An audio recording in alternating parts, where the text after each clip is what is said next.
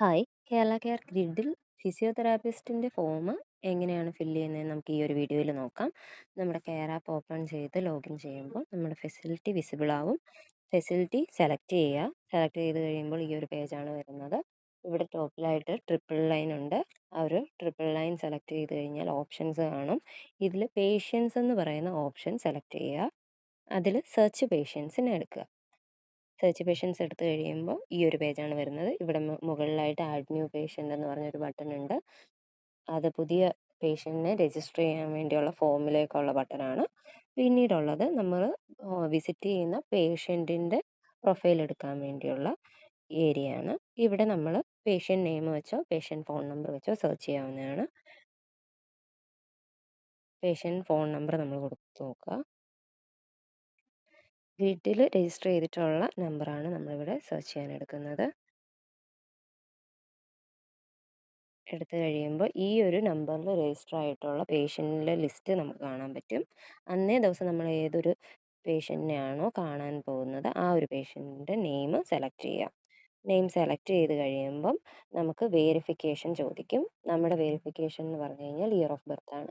Phone number വെച്ച് search ചെയ്ത് ഏത് പേഷ്യൻ്റാണോ ആ നെയിം സെലക്ട് ചെയ്ത് കഴിയുമ്പം നമുക്ക് ഇയർ ഓഫ് ബർത്ത് കൊടുക്കണം. ആ പേഷ്യൻറ്റിൻ്റെ ഇയർ ഓഫ് ബർത്ത് കൊടുത്തു കഴിയുമ്പോൾ നമുക്ക് പേഷ്യൻ്റ് പ്രൊഫൈൽ ആക്സസ് ആവും. ഇങ്ങനെ നമുക്ക് പേഷ്യൻ്റ് പ്രൊഫൈൽ കിട്ടുന്നതാണ്.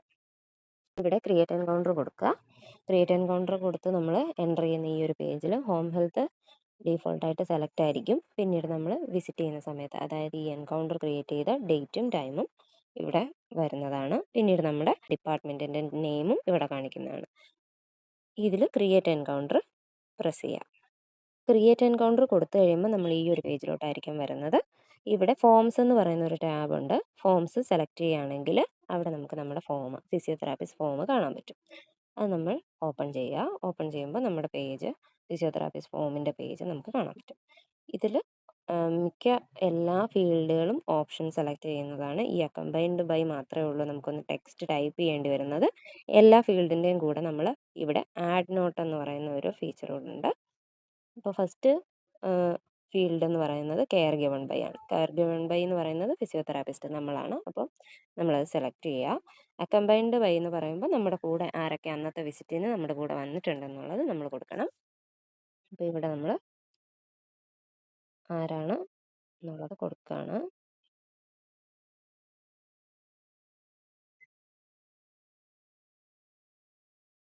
വേറെ ആരെങ്കിലുമൊക്കെ വന്നിട്ടുണ്ടെങ്കിൽ ഇപ്പോൾ അത് കമ്മ്യൂണിറ്റി നേഴ്സ് ആവാം, സെക്കൻഡറി നേഴ്സ് ആവാം, ഇല്ലെങ്കിൽ ആശയാവാം. ആരാണെന്നുള്ളത് നമ്മളവിടെ കൊടുക്കണം.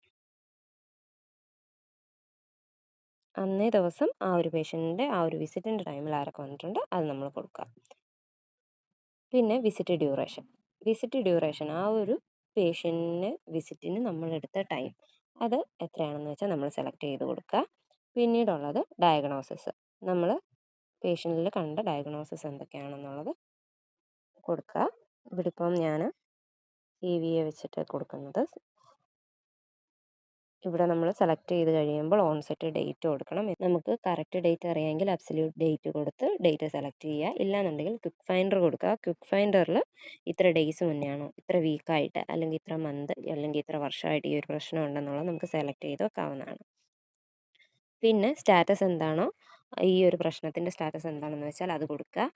വെരിഫിക്കേഷൻ കൺഫേംഡ് ആണോ, പ്രൊഫഷണൽ ആണോ, എങ്ങനെയാണെന്നുള്ളത് കൊടുക്കുക. പിന്നെ സിവിയറിറ്റി എത്രത്തോളം ഉണ്ടെന്നുള്ളതും നമ്മൾ കൊടുക്കാം. ഈ ഒരു ഡയഗ്നോസിസിൻ്റെ സെപ്പറേറ്റ് നോട്ട് കൊടുക്കണം എന്നുണ്ടെങ്കിൽ, കാരണം നമുക്ക് ഡയഗ്നോസിസ് ഒന്നിൽ കൂടുതൽ കാണാം. അപ്പോൾ നമുക്ക് എല്ലാത്തിനോടുള്ള ഒരു ആഡ് നോട്ട് കൊടുക്കുന്നതിന് പകരം ഓരോ ഡയഗ്നോസിസിന് നമുക്ക് കൊടുക്കാൻ നോട്ട്സ് ഉണ്ടെന്നുണ്ടെങ്കിൽ, എക്സ്ട്രാ ആയിട്ടൂടെ എന്തെങ്കിലും പറയാനുണ്ടെങ്കിൽ ഈ ഒരു നോട്ട്സ് എന്നുള്ള സെക്ഷൻ യൂസ് ചെയ്യാൻ പറ്റും. എന്നിട്ട് ഡണ്ണ് കൊടുക്കുക. ഇത്രയായിരിക്കും വരുന്നത്. പിന്നെ അടുത്ത ഡയഗ്നോസിസ് ഉണ്ടെങ്കിൽ മാത്രം ആഡ് അനദർ ഡയഗ്നോസിസ് കൊടുക്കുക. ഇല്ലെങ്കിൽ ഡയഗ്നോസിസ് കൊടുക്കേണ്ട ആവശ്യമില്ല.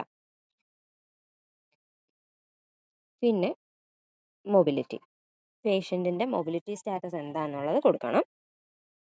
അടുത്തത് ഓൺ ഒബ്സർവേഷൻ ആണ്. നമ്മൾ എന്തൊക്കെ ഒബ്സർവ് ചെയ്തു എന്നുള്ളത് നമുക്ക് ഇവിടെ കൊടുക്കാം. ഇത് മൾട്ടിപ്പിൾ ഓപ്ഷൻ സെലക്ട് ചെയ്യാൻ പറ്റുന്ന ഓപ്ഷൻസ് ആണ് കൊടുത്തിരിക്കുന്നത്. എന്തൊക്കെ നമ്മൾ കണ്ടു എന്നുള്ളത് നമുക്ക് കൊടുക്കാൻ പറ്റും. ഇത്രയും കൊടുത്ത് ഡൺ ചെയ്യുക. അപ്പോൾ ഇവിടെ ഞാൻ കൊടുത്തത് എത്ര ഓപ്ഷൻസ് ആണെന്നുള്ളത് സെലക്ട് ചെയ്ത് കാണിക്കും. പിന്നീടുള്ളത് പെയിനാണ്. പെയിനിനെ നമ്മൾ സ്കെയിൽ ചെയ്യണം. ഏതാണ് പെയിനിൻ്റെ സ്കെയിലെന്ന് വെച്ച് കഴിഞ്ഞാൽ അത് നമ്മൾ സെലക്ട് ചെയ്യുക. അടുത്തത് ഫങ്ഷണൽ സ്റ്റാറ്റസ് ഏതാണെന്നുള്ളത് നമ്മൾ കൊടുക്കുകയാണ്.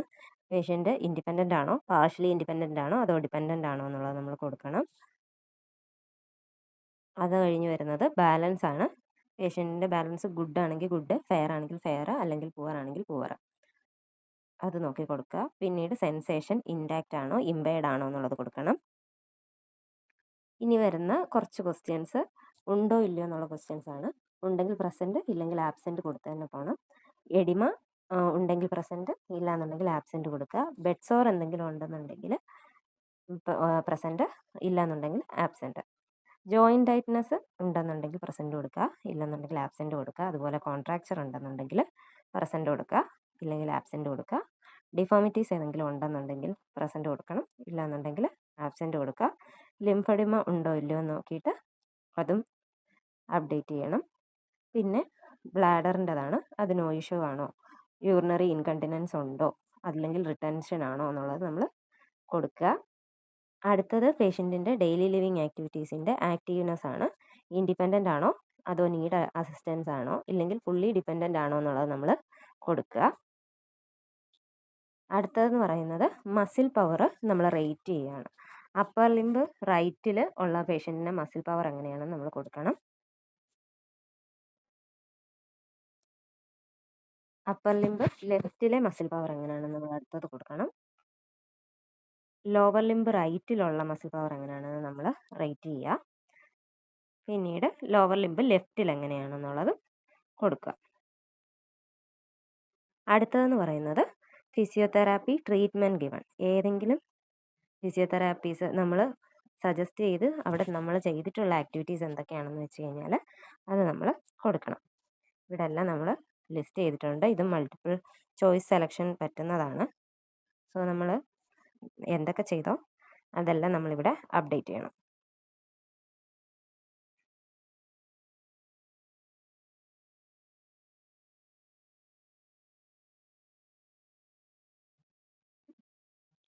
അത്രയും ചെയ്ത് നമ്മൾ ഡണ്ണ് കൊടുക്കുക.